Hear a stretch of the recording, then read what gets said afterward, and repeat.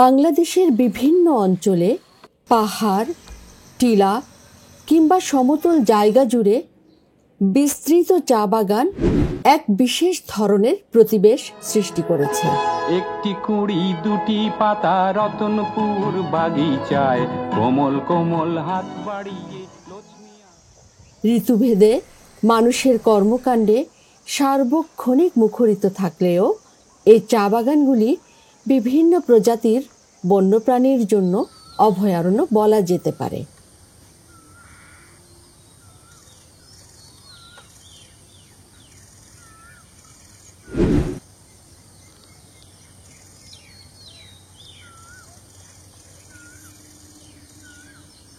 মনে রাখতে হবে, আমাদের প্রাকৃতিক বন পরিবর্তন করেই এই চা বাগানগুলি তৈরি করা শুরু হয়েছিল আজ থেকে প্রায় ২৫০ বছর আগে। তাই এখনও বিভিন্ন চা বাগানের পাশেই আদি বনাঞ্চলগুলি দেখা যায়। পাথারিয়া বনাঞ্চলের পাশে স্থাপিত শিলুয়া চা বাগান বা লাওয়াছড়া ও সাতছড়ি বনাঞ্চলের পাশের চা বাগানগুলি দেখলেই এটি আরও পরিষ্কারভাবে বোঝা যায়।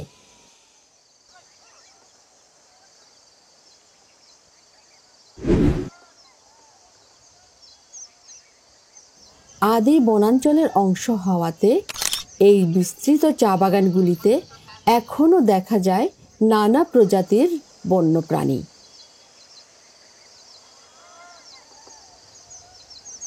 বিভিন্ন বিরল প্রজাতির বন্যপ্রাণী এখনও টিকে আছে এই চা বাগানগুলিতে।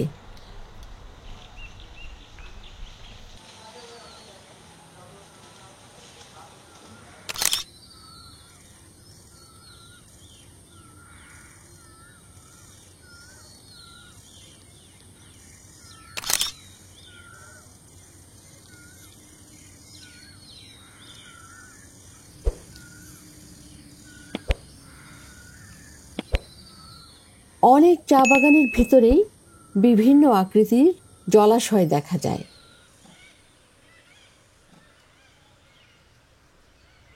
এই জলাশয়গুলি দেশীয় এবং পরিযায়ী জলচর পাখির আবাসস্থলে পরিণত হয়।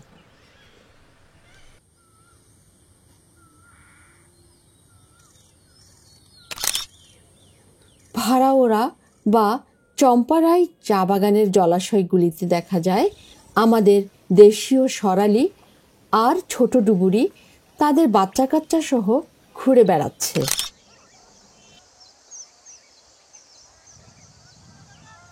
1854 সালে তৎকালীন ব্রিটিশ সরকার সিলেট শহর থেকে 4 কিলোমিটার উত্তরে মালনীছড়া চা বাগানটি প্রতিষ্ঠা করেন। এটি আমাদের দেশের প্রথম চা বাগান। বর্তমানে বাংলাদেশে ছোট বড় 168টি বাণিজ্যিক চা বাগান রয়েছে।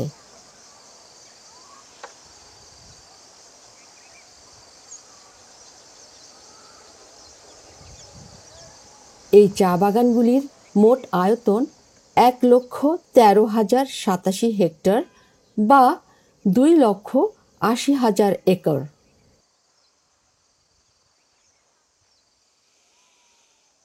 প্রতি বছরই বাড়ানো হচ্ছে বাগানের আয়তন। 2 পাহাড়ের মাঝের ভ্যালিতে নার্সারি করে উৎপন্ন করা হয় চায়ের চারা, আর নতুন নতুন পাহাড়গুলিতে সে চারা লাগানো হচ্ছে।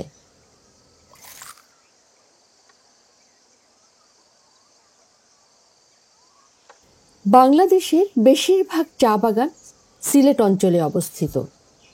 চট্টগ্রাম, রাঙ্গামাটি, খাগড়াছড়ি ও পঞ্চগড়ে অল্প কিছু চা বাগান রয়েছে।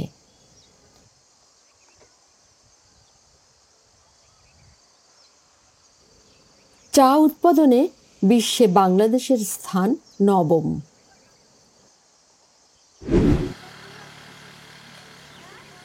বিশ্বে মোট উৎপাদিত চায়ের 2% আসে বাংলাদেশ হতে।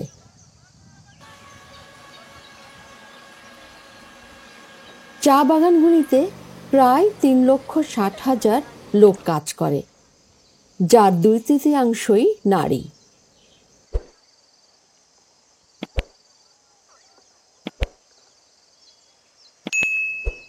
এত কর্মব্যস্ততার মধ্যেও চা বাগানগুলি প্রতিবেশের বৈচিত্র্যতার জন্য এখনও আমাদের বন্যপ্রাণীর একটি ভালো আবাসস্থল।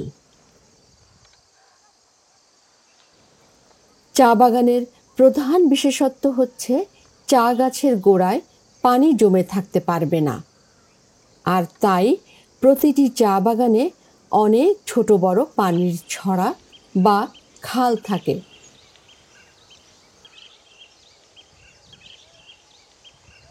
প্রচণ্ড বৃষ্টিতেও সেখানে পানি না জমে এইসব খালগুলি দিয়ে নেমে যায়।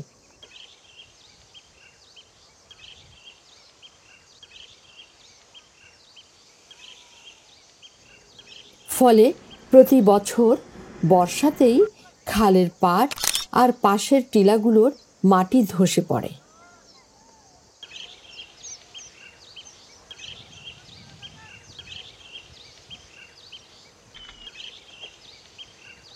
শীতের পরপরই এসব ধসে পড়া টিলা বা ছড়ার পাড়ে সুইচোরা পাখিকে দেখা যায় গর্ত করে বাসা বানাতে।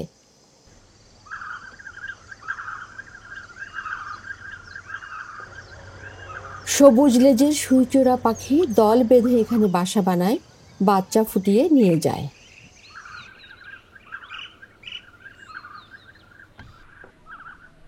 এছাড়াও অনেক বিরল প্রজাতির পাখিও দেখা যায় এখানে।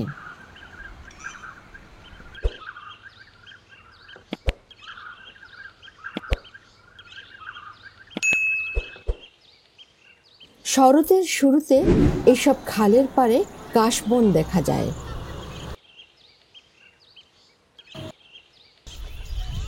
স্থানীয় পর্যটকদের আকর্ষণে পরিণত হয় এসব চা বাগানগুলি।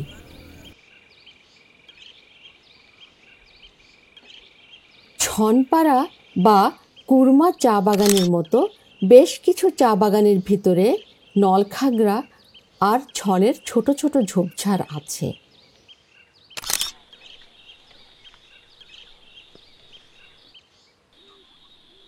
ছড়ার পাড়ের এসব ঝোপঝাড়গুলি বিভিন্ন বিরল প্রজাতির পাখির নিশ্চিত আবাসস্থল।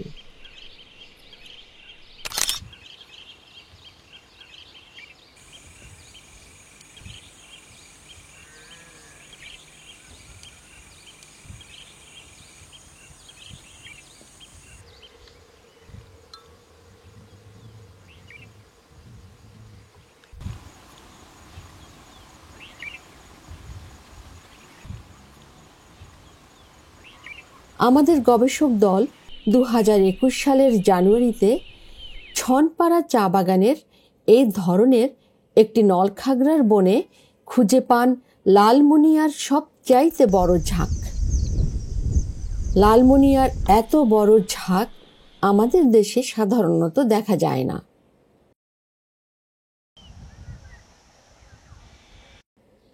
চা গাছের উপযুক্ত বৃদ্ধির জন্য নির্দিষ্ট পরিমাণ সূর্যালোক এবং বৃষ্টিপাতের প্রয়োজন হয়, আর তাই রোদের প্রখরতা থেকে রক্ষা করার জন্য মাঝে মাঝে কিছু কিছু বড় গাছ রাখা হয়।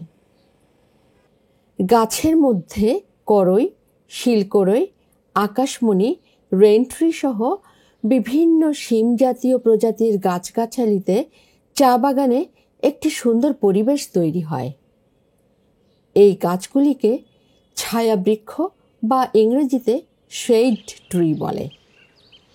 এই গাছের পাতা ছোট ছোট আর রসালো হয়।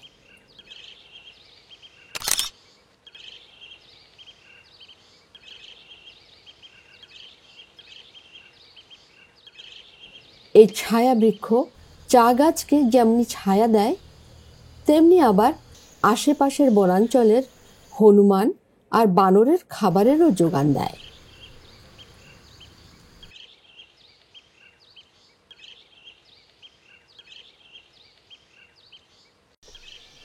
এইসব গাছের কচি পাতা মুখ পোড়া হনুমান আর চশমা পরা হনুমানের খুবই পছন্দ, তাই এরা দল বেঁধে এসব গাছের কচি পাতা খেয়ে থাকে।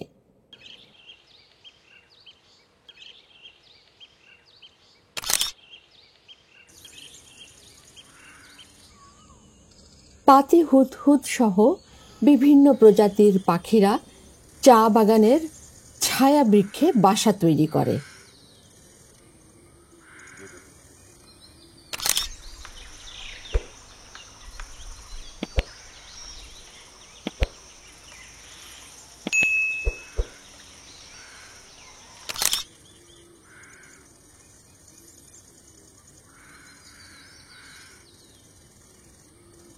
শীতের শুরুতে চা গাছগুলিকে ছেঁটে দেওয়া হয়। এই সময়ে বেশিরভাগ ছায়াবৃক্ষের পাতা ঝরে যায়, তাই পুরো পরিবেশটাই বেশ রুক্ষ থাকে।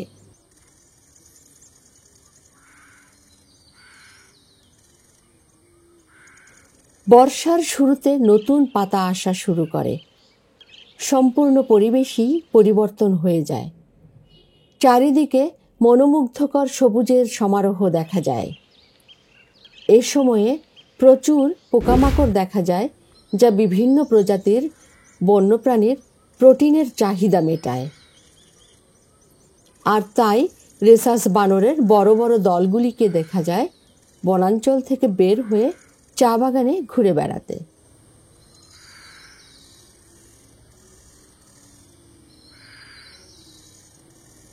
কোনো কোনো দলে 100 থেকে 150টি পর্যন্ত বিভিন্ন বয়সের রেসাস বানর থাকে।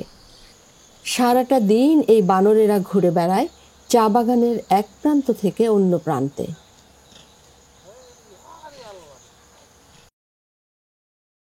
চা বাগানগুলোতে অজগর সহ বিভিন্ন প্রজাতির সাপও দেখা যায়।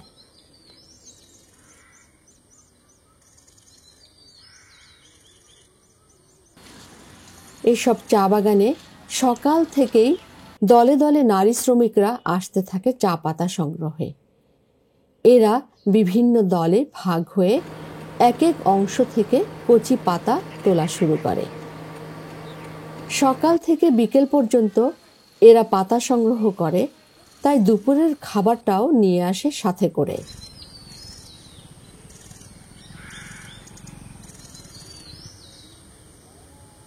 সাধারণত চায়ের পাতা তোলার ক্ষেত্রে একটি কুড়ি দুটি পাতা একসাথে তোলা হয়। নতুন কুড়ির সাথে দুটি পাতা থেকে সবচাইতে ভালো মানের চা তৈরি হয়। তাই বর্ষায় নতুন চা পাতা আসার সাথে সাথে এই পাতা তোলা শুরু হয়।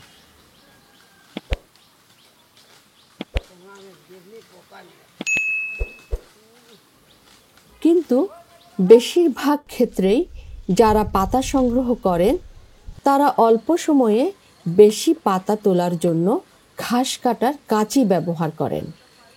এতে করে একটি কুড়ি ও দুটি পাতা সহ নিচের দিকের অনেক পাতা এবং কচি ডালও কেটে নেওয়া হয়।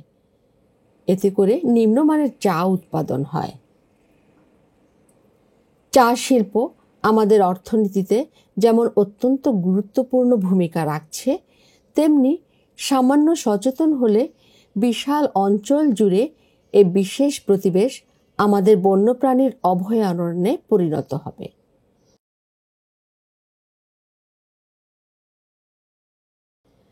আমাদের চা বাগানগুলিতে কালো ভাল্লুক ও বাঁশ ভাল্লুকের মতো বিরল প্রজাতির উপস্থিতি সেই আশার আলোই দেখায়। চা বাগান সংশ্লিষ্ট সকলকে আমাদের জীববৈচিত্র্য সংরক্ষণে এগিয়ে আসার অনুরোধ রইল।